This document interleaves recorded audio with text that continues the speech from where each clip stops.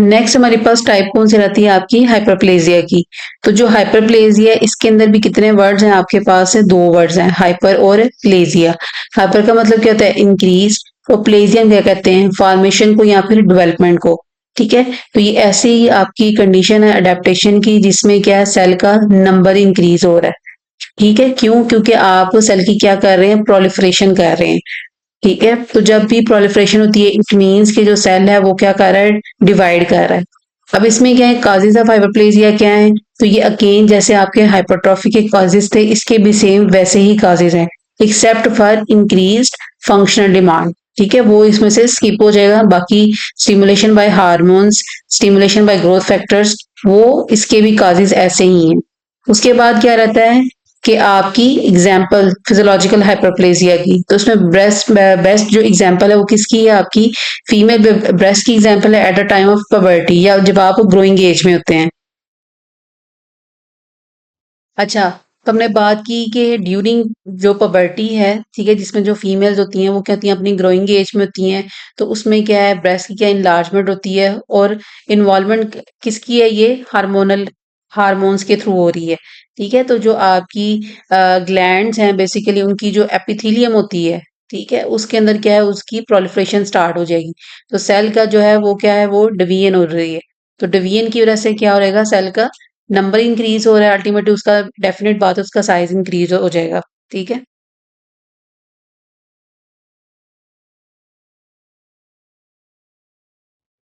अच्छा, फिर हम बात करते हैं कि यहाँ पे जो हार्मोनल हाइपरप्लेजिया है वो किस कंडीशन में हो सकता है। आपका जो है वो इसमें आ जाती है, यूट्रस की एग्जांपल भी आ जाती है। तो यूट्रस में भी आपका क्या है, हार्मोनल हाइपरप्लेजिया हो सकता है। तो इट मीन्स कि एट अ टाइम जो है वो एक ही आपकी साइड पे जो है वो हाइपरप्लेजिया भी हो सकता है और हाइपर ट्रॉफी की तरफ भी आप जा सकते हैं। ठीक है, जैसे हम देखें कि जो प्रेगनेंसी की अर्ली स्टेज होती है तो उसमें जो डोमिनेंट मैकेनिज्म है वो किसका है, हाइपरप्लेजिया का है। कि उसमें क्या है कि जो वॉल है उसके जो सेल्स हैं वो क्या होते हैं, डिवाइड होना स्टार्ट हो जाते हैं। क्लियर। लेकिन लेटर प्रेगनेंसी की स्टेज में फिर क्या होता है कि जो हाइपरट्रॉफी होती है वो मैकेनिज्म क्या होता है, डोमिनेंट होगा। क्योंकि अब सेल ने जितनी आपकी वॉल को थिकनेस देनी थी वो दे चुका है, अब इसके बाद सेल की क्या होगी, हाइपरट्रॉफी होगी। ठीक है, ताकि फीटस को रिटेन रखा जा सके। तो इस चीज़ से हम कभी भी कंफ्यूज हमें नहीं होना चाहिए कि हमेशा जो है वो एक ही साइड पे जो है आपका एक मैकेनिज्म ही डोमिनेट करेगा। बाज़ दफ़ा दोनों एक साथ भी काम कर रहे होते हैं। ठीक है, उसमें हमने एग्जांपल देख ली यूट्रस वॉल की। अच्छा, फिर नेक्स्ट एग्जांपल आ जाती है आपका कंपनसेटरी हाइपरप्लेजिया। जो कंपनसेटरी हाइपरप्लेजिया है इसकी एग्जांपल में हम ले लेते हैं कि अगर हम लीवर को जो रिसेक्ट करें, रिसेक्ट मतलब आप सर्जरी करते हैं। ठीक है, आप कोई पार्ट जो है वो रिमूव करते हैं और आप ट्रांसप्लांट कर रहे हैं। तो सपोज ये आपका लिवर का लोब था, इसमें से जो एक पार्ट था ये आपका क्या था, डैमेज हो चुका था।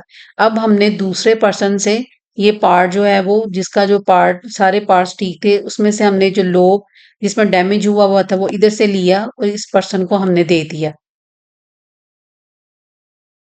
अब जब हमने इस पर्सन को दे दिया, ठीक है, तो इसका मतलब यहाँ पे तो क्या हो गया, ठीक है, यहाँ पे तो आपका जो पार्ट है वो तो कट गया। ठीक है, क्योंकि वो हमने उसको रिसेक्ट कर लिया था। लेकिन आफ्टर 12 आवर्स, 12 घंटों के बाद क्या होगा, रिस्टोरेशन स्टार्ट हो जाएगी आपकी किसकी, लिवर की। तो यहाँ पे जो सेल्स हैं उनका क्या हो जाएगा, हाइपरप्लेजिया स्टार्ट हो जाएगा, सेल जो है वो डिवाइड करना स्टार्ट कर देंगे। तो हमने जब हाइपरट्रॉफी को पढ़ा था तो हमने कहा था वो हमेशा कौन से सेल्स में होगी, जो कि नॉन डिवाइडिंग सेल्स हैं। लेकिन जो आपका हाइपरप्लेजिया है वो उन सेल्स में होता है जो कि क्या होते हैं, डिवाइडिंग होते हैं। जैसे इसमें एग्जांपल किसकी है, लिवर की। इसी तरह जो आपके स्किन की एपिथेलियम है वो भी क्या है, डिवाइडिंग सेल्स हैं। ठीक है, इसी तरह अगर हम बात करें बोन मैरो की, तो आपके जो ब्लड सेल्स हैं वो किसे बनते हैं, स्टेम सेल्स से। तो स्टेम सेल्स क्या है, वो आपके डिवाइडिंग सेल्स हैं जो कि फर्दर डिफरेंशिएट होते हैं आपके आरबीसीज के अंदर, डब्ल्यूबीसीज के अंदर, प्लेटलेट्स के अंदर। ठीक है, तो ये भी मेन डिफरेंस है आपके हाइपरट्रॉफी का और हाइपरप्लेजिया का। आपने ये दोनों में डिफरेंस जो है याद रखना है कि जो हाइपरट्रॉफी है उसमें हमेशा सेल का साइज इंक्रीज होगा। ठीक है, लेकिन जो आपका हाइपरप्लेजिया है उसमें क्या है, सेल का नंबर ज्यादा हो रहा है। ठीक है, जिसकी वजह से आपको एट द एंड सेल जो है वो इंक्रीज नजर आता है। अच्छा, उसके बाद क्या रहता है इनका मेन डिफरेंस कि जो आपका हाइपरट्रॉफी है ये हमेशा नॉन डिवाइडिंग सेल्स के अंदर होता है, जबकि जो हाइपरप्लेजिया है ये हमेशा डिवाइडिंग सेल्स में होगा। अच्छा, उसके बाद क्या रहता है पैथोलॉजिकल हाइपरप्लेजिया। इसमें एग्जांपल किसकी आ जाती है एंडोमेट्रियल हाइपरप्लेजिया की। एंडोमेट्रियम क्या है यूट्राइन जो इंटीरियर यूट्राइन वॉल होती है उसे क्या कहते हैं आपका एंडोमेट्रियम। क्लियर। अच्छा अगर तो एस्ट्रोजन का और प्रोजेस्टेरॉन का लेवल जो है वो उसमें डिस्टरबेंस आए क्योंकि ये जो यूट्राइन वॉल है आपकी उसको जो उसमें जो सेल्स की डिवीजन होती है वो किसके थ्रू होती है एस्ट्रोजन के थ्रू और उसको मेंटेन कौन करता है प्रोजेस्टेरॉन करता है। लेकिन ये तो हुआ कि जब आपका नॉर्मल मैकेनिज्म चल रहा है ठीक है तो उसके केस में ये कंडीशन होती है कि एस्ट्रोजन है वो एस्ट्रोजन जो है वो सेल को डिवाइड कर रहा है ठीक है और जो प्रोजेस्टेरॉन है वो उन सेल को सिग्नल देता है कि अब आपने डिवाइड नहीं करना और उसके बाद उनकी वो मेंटेनेंस करता है। लेकिन अगर ये बैलेंस डिस्टर्ब हो जाए यानी कि एस्ट्रोजन की जो अमाउंट है वो बहुत ज्यादा इंक्रीज हो जाए और जो प्रोजेस्टेरॉन है उसकी अमाउंट क्या हो जाए डिक्रीज हो जाए इट मीन सेल को सिग्नल क्या मिलता रहेगा कि आपने डिवाइड करते रहना है। ठीक है।